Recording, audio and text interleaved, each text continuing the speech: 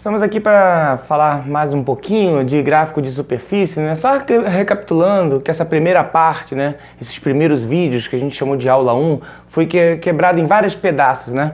Onde a gente fez videoaulas falando sobre funções de várias variáveis, falamos de domínio, imagem, curvas de nível e gráfico de superfície, né? Só lembrando que quando a gente especificou curva de nível e gráfico de superfície, a gente está falando de funções de duas variáveis, né? Porque, na verdade, por exemplo, o gráfico a gente vai ter duas variáveis independentes e uma terceira dependente, onde a gente desenha essa superfície no R3, tá?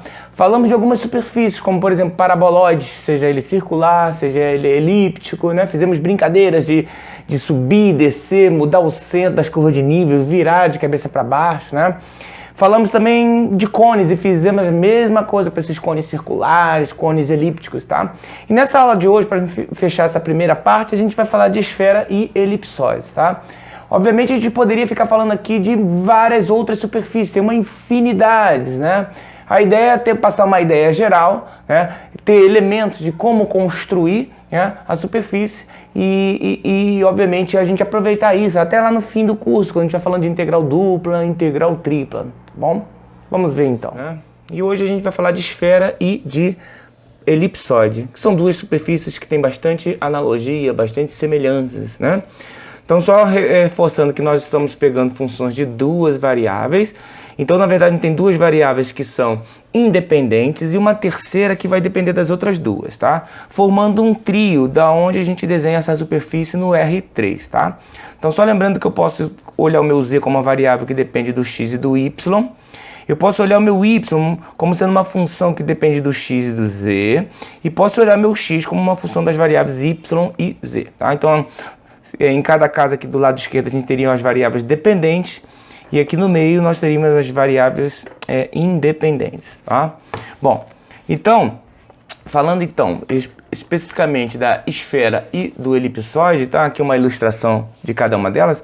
Aqui a famosa equação da esfera, né? Muito parecida, por exemplo, se a gente não tem essa segunda parcela aqui, parecida com a equação de uma circunferência, né? Quando a gente acrescenta essa terceira parcela, a gente tem uma superfície, uma equação cartesiana de uma superfície centrada no ponto x0, y0, z0 e o raio vale a, né? Então a gente tem essa distância aqui do centro até a casca, tá? E pelo fato disso aqui ser uma igualdade, nós estamos olhando somente a superfície, somente a casca. Nós não estamos encarando isso como um sólido, tá? Então a gente olha isso como sendo uma coisa oca, ok? O elipsóide é a mesma coisa, é como se fosse uma esfera deformada, tá? Nesse meu desenho aqui, eu estou colocando ela mais esticada na direção do eixo Z, dizendo que o C, esse prolongamento aqui na direção do eixo Z, nesse desenho aqui ele é maior do que o prolongamento A e prolongamento Y. Obviamente, o elipsóide pode estar mais alongado também no Y, pode estar mais alongado na direção do X, sem problema nenhum, tá? Então o A seria esse prolongamento aqui na direção do eixo X, para cá A, lá para trás A. O B é esse prolongamento na direção do Y, então para cá é B também. E o C, o prolongamento na direção do X, tá? Ou seja, na esfera é como se fosse um elipsóide onde o A, o B e o C são todos iguais. Aí fica uma superfície esférica, ok? Então tá aqui a equação do elipsóide, onde eu tenho aqui o A, o B e o C sempre números positivos, tá certo? Não pode nem ser zero, nem pode ser negativo. Então esse é um formato geral. Repara que se o A, o B e o C são iguais, eu posso colocar, é como se tivesse aqui também A ao quadrado e A ao quadrado, eu posso passar para o lado de cá multiplicando 1, onde eu vou cair nessa equação, tá? Agora basta que dois sejam diferentes, né? Ou seja, basta que um seja diferente dos outros dois, aí a gente tem uma esfera deformada chamada de elipse, tá? Olha, vamos ilustrar aqui. Se eu, por exemplo, considerar aqui, suponha que eu pegue aqui, vou pegar essa caneta aqui, vou tentar colocar ela em pé, espero que ela não caia. Essa caneta azul está representando o eixo Z, né? Essa caneta laranja representando, por exemplo, o eixo X. E essa canetinha aqui representando o eixo Y, tá? Então para cá está o Y, para cá está o nosso X. Então aqui a gente tem quem, né? A gente tem o chão, que é o nosso plano XY, né? De equação Z igual a zero, é o chão, né? Essa parede aqui seria o nosso plano XZ, tá certo? E esse plano de cá, né? é o plano YZ. Então, se a gente pegar uma laranja, por exemplo, já está cortadinho aqui para facilitar a nossa vida, se a gente corta essa laranja aqui transversalmente em relação ao eixo Z, eu estou separando como se fossem duas superfícies, tá? Não estou considerando aqui a parte interna da laranja, somente a casca, tá? Vamos considerar só a superfície, a casca. Então, nesse caso, é como se eu estivesse isolando nessa primeira situação, o Z em função de x e de y, onde o plano XY é o meu domínio, né? Então, se eu pegar pontos aqui, repare que eu iria bater na casca, na parte inferior, na parte superior. Então, isso não seria uma função, porque a gente, para cada ponto no domínio, só pode ter uma única imagem. Então, para ser função, eu vou considerar somente a parte de baixo, que é o hemisfério inferior dessa esfera, ou somente o hemisfério inferior, ou até um pedacinho do hemisfério inferior, ou um pedacinho do hemisfério inferior. Mas nunca posso considerar um hemisfério inteiro e mais um pouco. Se eu pegar um hemisfério inteiro e mais um pouco, eu já vou cair no problema de não ser função, tá? Também eu poderia pegar essa laranja e cortar ela transversalmente em relação ao eixo Y, né? Então, na verdade, agora o meu domínio já não é mais o chão. É como se a gente, nessa segunda situação, isolasse o Y em função das variáveis x e z. Ou seja, o meu domínio seria essa parede aqui, né? Então, se eu pegar um ponto aqui, mesma história. Eu tenho aqui o hemisfério superior, o hemisfério inferior. Para cá está o meu domínio no plano XZ, desculpe. E o meu eixo Y é onde moraria a minha imagem, tá? Mais uma vez, a gente só consideraria só um hemisfério. Esse seria o superior e esse o inferior, uma vez que o Y cresce para cá. E por último, eu também poderia cortar essa laranja transversalmente em relação ao eixo X, que está representado em laranja. Então, nesse caso aqui, a gente estaria isolando o X como sendo uma função H das variáveis Y e Z, tá? Então, seria esse plano aqui, né? Esse plano de cá seria o nosso plano YZ. Como o X cresce nesse sentido, daqui para fora, né? Para baixo. Então, esse seria meu hemisfério superior e esse aqui o meu hemisfério superior. Eu iria olhar minha imagem aqui no X e o meu domínio eu iria olhar nessa parede aqui, tá? Então, só para facilitar a nossa vida, eu vou considerar o Z como função da variável X e Y. XY, para facilitar, ok? Bom, então aqui tem a equação da nossa esfera, que eu poderia isolar o Z, poderia isolar o Y e poderia isolar o X, tá? Então, se a gente isolar, nesse caso, o Z em função de XY, eu vou pegar essa parcela aqui, manter, né? E passar essas outras para o lado de lá, a gente teria o seguinte, né? Z menos E0, o quadrado disso seria igual a ao quadrado menos o quadrado de X menos X0 menos o quadrado de Y menos YZ. Então, a gente passou todas essas duas parcelas para o lado de cá, tá? Como a gente quer isolar o Z, esse cara aqui, eu tenho que me livrar desse quadrado e depois me livrar desse Z0. Então, o que a gente faz? Eu vou repetir isso aqui, né? Só por uma questão de organização. Eu vou repetir tudinho. E a gente tem que fazer a operação inversa de elevar ao quadrado, que seria extrair a raiz quadrada, para desfazer esse quadrado aqui, né? Mas se eu faço isso do lado esquerdo, eu também teria que fazer isso do lado direito, tá certo? O que vai acontecer no lado de cá é que a raiz quadrada do quadrado dessa diferença vai ser exatamente o módulo, né? A definição da função módulo de Z menos E0, tá? Então, na verdade, a gente está se perguntando assim, quem calculando o módulo que vai dar essa raiz quadrada? Bom, para a gente tirar o módulo, tudo que está aqui dentro, né? Aí vai ter duas soluções. Pode ser o mais ou menos a raiz desse negócio todo aqui. Vamos repetir. Ao quadrado menos o quadrado de x menos x0. Quadrado de y menos y0. Tá certo? Então, esse mais, esse menos significa o seguinte. Se eu passar o módulo aqui, eu vou ter que passar o módulo lá de cá. Se tiver mais ou menos, o módulo vai sair, vai ficar em valor, que a gente chama de valor absoluto, tá? Então, esse mais ou menos, só reforçando, não tem nada a ver com a raiz, e sim tem a ver com a função módulo, que é justamente as duas possibilidades que a gente tem. Na verdade, a gente vai gerar uma função. Quando a gente pega a esfera ou o elipsoide inteiro, né, isso aqui não seria uma função. Mas se eu pegar só o hemisfério superior ou só o hemisfério inferior, aí sim a gente teria duas funções separadamente. Ou seja, uma vai ter o mais e a outra vai ter o menos, tá? Mas como a gente quer isolar o Z, né? Eu quero isolar o z, eu escrevo z como sendo, vou passar esse z0 para lá, ele está negativo, vai ficar positivo, então tenho mais ou menos raiz quadrada desse negócio todo aqui, tá?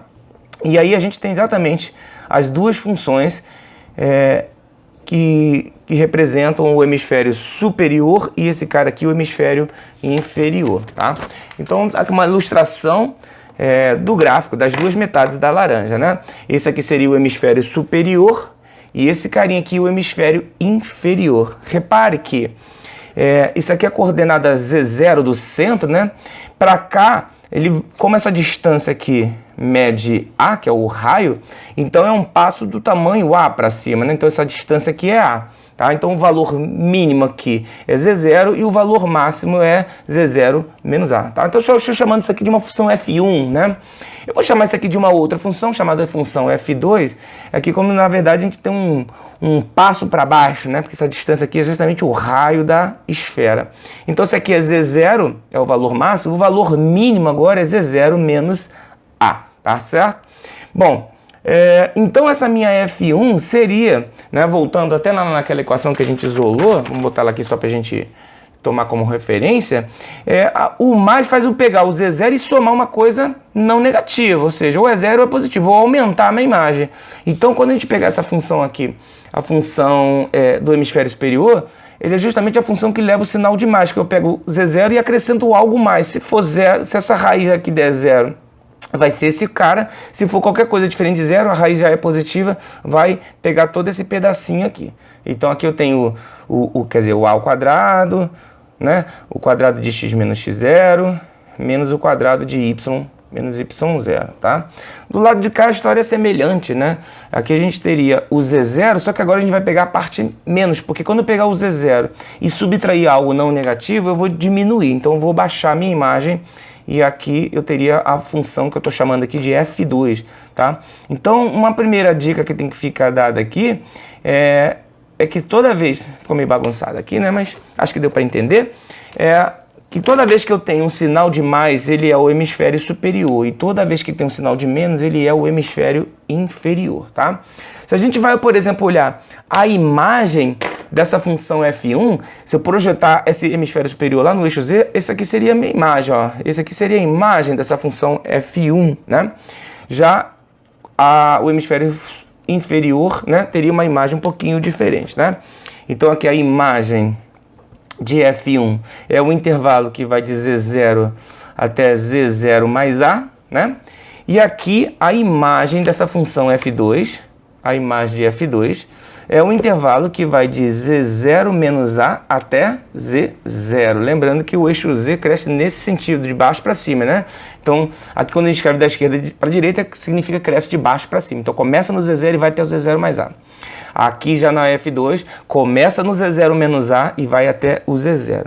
Repare que essas duas funções, ela possuem o mesmo domínio, porque se eu projetar ambas aqui no chão, ela vai percorrer a mesma região aqui, né? Você vai ver que isso aqui vai ser um disco com centro nesse ponto aqui, x0, y0, e o raio também vai coincidir com o raio da esfera, raio A.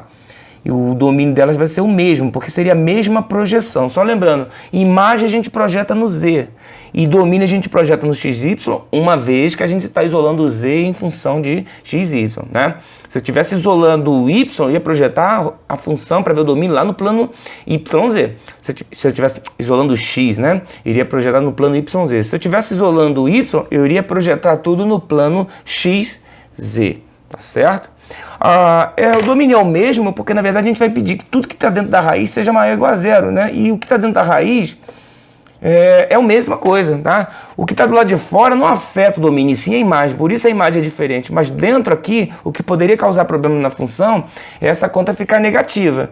Como ambas têm que ser maior ou igual a zero, vai dar o mesmo domínio, né? Então esse aqui é o domínio de F1 e esse aqui é o domínio de F2, tá ok? Então vamos ver aqui, ó. Então registrando aqui que o domínio tanto do hemisfério superior como do hemisfério inferior, eles são iguais, né? E aí tudo que está dentro da raiz tem que ser maior ou igual a zero. Então isolando isso aqui, né, botando variáveis do lado direito e essa constante do lado esquerdo, do lado direito, nós vamos ter aqui a equação de um disco, onde se eu pegar o igual seria exatamente a fronteira, né? Isso aqui seria a equação da circunferência centrada no ponto x0, y0 e raio A, né? Quando a gente pega menor ou igual, a gente está pegando toda a região de dentro, né?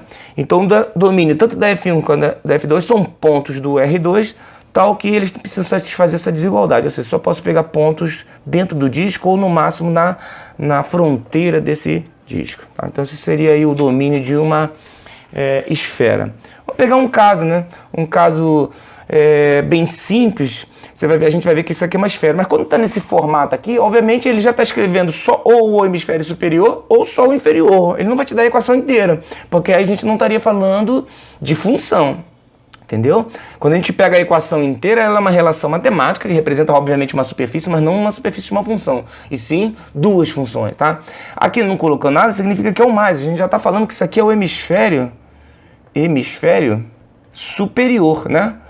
Bom, para a gente enxergar bem que isso aqui de fato é uma esfera, eu vou pegar aqui, vou trocar o fx e vou escrever z, vou pegar essa raiz aqui, né? Vamos passar limpo para cá.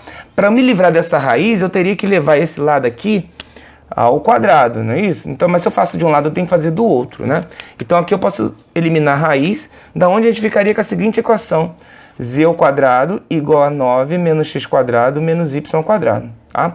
Jogando x quadrado e y ao quadrado para o outro lado, eu ficaria aqui com x quadrado mais y ao quadrado mais z ao quadrado igual a 9. Lembrando que eu poderia até escrever essa equação aqui assim, como se fosse o quadrado de x menos 0, o quadrado de y menos 0, só para a gente enxergar que o centro, na verdade, é o ponto 0, 0, 0, né? E aqui o 9 eu posso escrever como o quadrado do 3.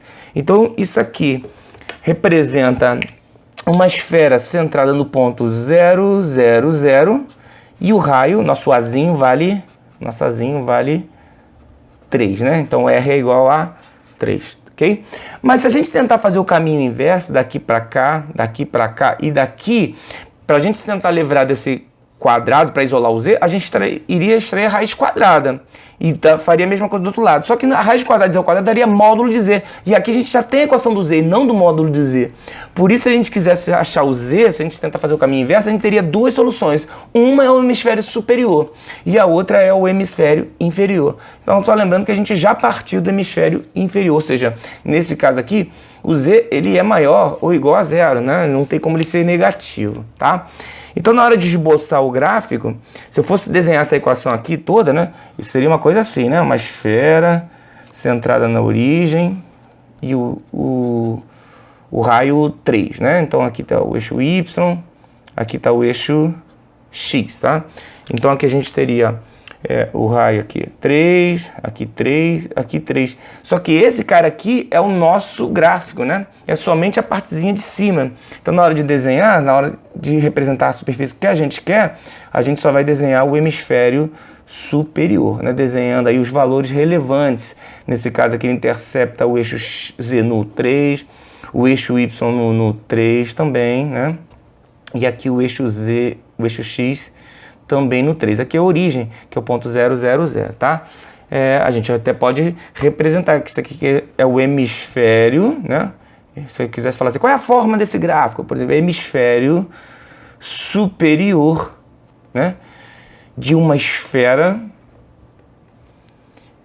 com centro na origem, né? No ponto 0, 0, 0 e raio 3, tá certo? Se eu quisesse olhar, por exemplo, esse outro gráfico aqui, o hemisfério inferior, né? Se eu pegasse aqui o Z, aqui o Y, aqui o X, então esse seria como se eu pegasse esse gráfico aqui e multiplicasse por menos 1, daria menos a raiz quadrada de 9, menos x quadrado, menos y ao quadrado, tá? Aí esse aqui seria o hemisfério inferior, mas nesse caso aqui, essa aqui é a nossa resposta, né? Bom, a gente também poderia analisar aqui o domínio imagem, por exemplo, a imagem desse cara aqui. A imagem, a gente vai ver que é todo esse intervalo aqui, ó, que vai de 0 até 3, né? Okay? E o domínio? Domínio a gente vai ver que é toda essa região aqui, precisa ser maior ou igual a 0, né? E aí a gente escreveria facilmente, vai ver que na verdade é um disco centrado na origem e raio 3. Se a gente esmagar isso aqui, por exemplo, tanto a parte de cima quanto a parte de baixo, eles têm o mesmo domínio, que esse disco aqui centrado na origem e raio 3. Então, só olhando de cima para baixo, esse seria um esboço do nosso domínio aqui, o X, aqui o Y, né? Aqui é um disco centrado na origem raio 3, onde a gente vai ver que x² mais y² precisa ser menor ou igual a 9, se a gente pedir que isso aqui seja maior ou igual a 0, tá? É uma conta bem simples, e aí a gente escreve na notação de domínio lá, né? É um conjunto de pontos, né, pertencente ao R2, tal, que essa desigualdade aqui tem que acontecer, tá? Bom, o enfoque principal nesse momento era o gráfico, né? A gente já falou, gastou uma aula aí falando de domínio e imagem também. Bom, aqui nós temos outro caso. Nós temos aqui também uma outra superfície que a gente vai ver que também é uma esfera. Repare no sinal, né? Então, por exemplo, se eu escrever aqui o z, passar esse 2 para o lado de cá, então vai ficar menos 2. Deixar a raiz aqui com o sinal de menos, né?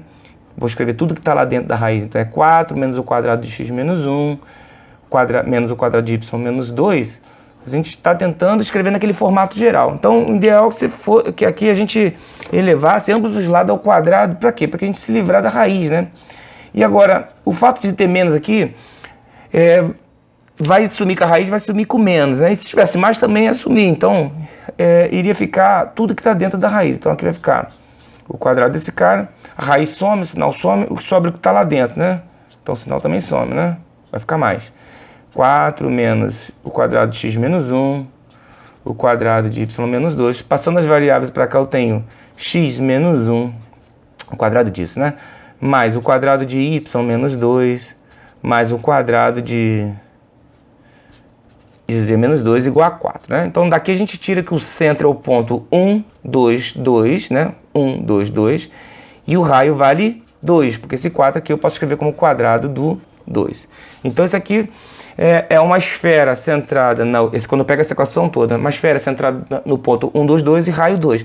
Só que nesse momento a gente só vai considerar o hemisfério inferior, tá? Mas vamos tentar enxergar lá completamente, tá? Então tá aqui o esboço, eu desenhei a esfera completa, né? Então aqui é o ponto, o centro no ponto 1, 2, 2. Então o z do centro vale 2 e o raio também vale 2. Então quando eu subir aqui, eu vou subir mais 2 níveis, né? Essa distância aqui vale 2, eu vou parar lá no quarto andar. Então esse aqui é o ponto 1, 2, 4, né? O x e o y não mudam, porque eu estou subindo na direção do z. E para cá, para baixo, eu estou descendo 2 andares, porque esse aqui também é o raio. Então eu vou parar no ponto 1, 2, 0. Então esse polo, vamos chamar de polo sul aqui, né? Que é o polo norte, que é o polo sul. O polo sul está exatamente tocando o chão. É como se fosse uma bolinha apoiada no chão. Como essa distância aqui também, né? Também é 2, porque é o prolongamento aqui no y, essa distância aqui é 2, ele também está tocando a parede, o plano XY. Aqui então ele está encostado no plano XZ e está encostado no plano no XZ e no plano XY, tá? Lembrando que essa parte aqui de cima é o hemisfério superior, tá? E a parte de baixo é o nosso hemisfério inferior, tá? Como a gente quer o sinal negativo, o gráfico passa a ser somente essa superfície aqui de baixo, tá certo? Se eu quisesse pegar a superfície só de cima, eu iria pegar uma função que tivesse o sinal de mais, tá? Então tá aqui, ó, hemisfério inferior de uma esfera com centro no ponto 1, 2, 2 e raio 2, beleza? Bom, para a gente encerrar, vamos falar um pouquinho rapidamente do elipsóide, sem também entrar em todas as contas que a gente fez, porque seriam análogas, né? O processo seria o mesmo, eu poderia isolar o x, o y e o z em função das outras variáveis, né? Gerando funções, tá? Ou seja, posso quebrar a laranja, vamos voltar aqui assim, isolando o z, isolando o y ou isolando o x, ok? Bom, não vou fazer essas contas, tá? Lembrando que se o A, o B e o C forem todos iguais, eu posso passar para lá, a gente teria, na verdade, uma esfera. Basta que um deles seja diferente dos outros, né? Eu teria aí um elipsóide, tá?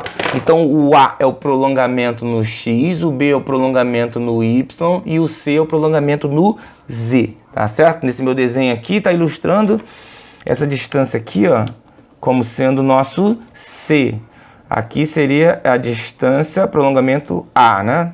E aqui o prolongamento B, tá? Então o prolongamento B está na direção do Y, o prolongamento A está na direção do X e o prolongamento C está na direção do eixo Z. Então se aqui é o centro, x0, y0, z0, repare que se eu for C unidade para cima, aqui eu vou chegar num polo norte, vamos chamar assim, né? Z0 mais C.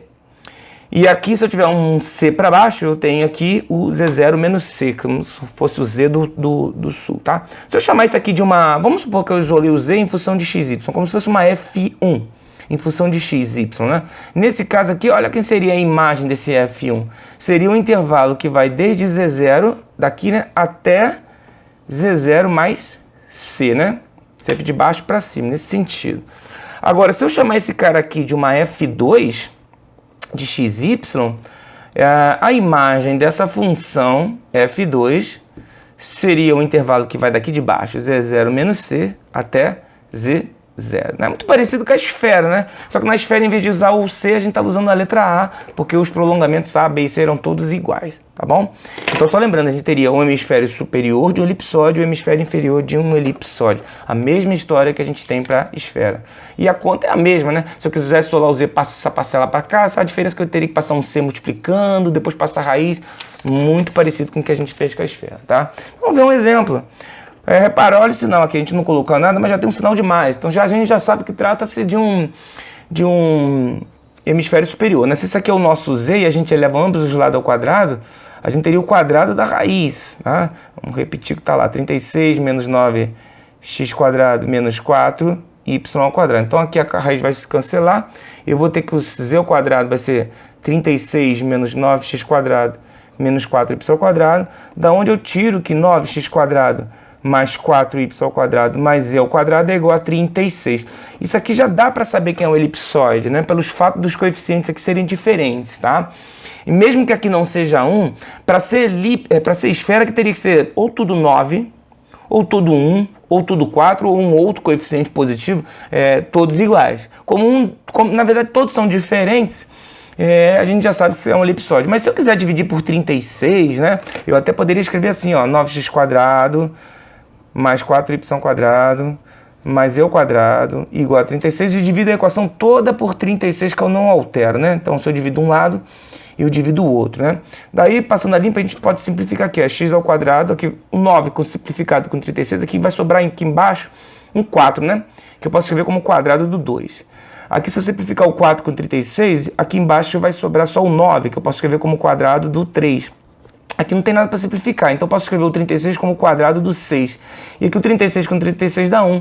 Da onde a gente tira que isso aqui é um elipsóide, onde o A vale 2, o B vale 3 e o C vale 6, tá? Então, repara que como o C é o maior prolongamento, ele está mais alongado assim na direção do eixo Z, né?